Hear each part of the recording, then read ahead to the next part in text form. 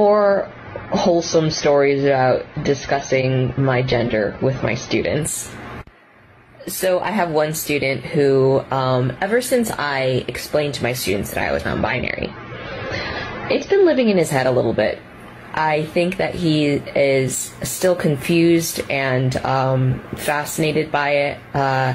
It doesn't upset him, but it's something that, like, clearly he's, like, processing, because he'll ask me questions fairly often about it. So we are doing arts and crafts again. I guess arts and crafts is a good time to have conversations. Things are quiet, kids are focused. I'm walking around checking on how they're doing. So he and his friend are sitting down and drawing, so I go up to their table, and he goes, "Teacher Rebecca, are you ever going to decide if you want to be a girl or a boy?" So I say, well, it's not really a decision like that, and you don't have to choose between one or the other. I already figured out that I'm neither. Do I seem like a girl to you? Do I act like a girl? And he said, "You kind of act like a girl and a boy." And I say, "Would you prefer if I acted more like a girl?"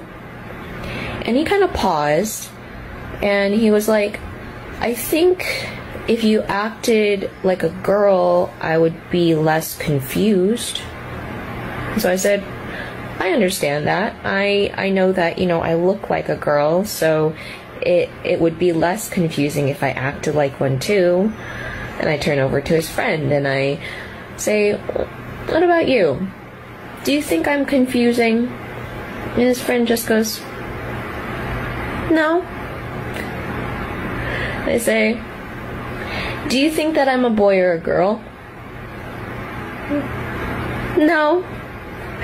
"Oh, what do you think I am?" "I think you're a boy and a girl." And that gave me a certain amount of euphoria. Like, even though I don't identify as either a girl or a boy, I think what he was saying, being 8 years old, was that that's how he interprets me as a person. He interprets me as a blend.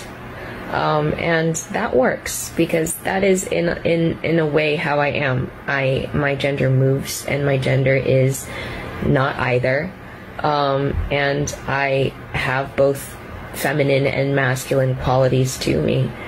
So I'm glad that they're getting it, and I'm glad that they're curious too.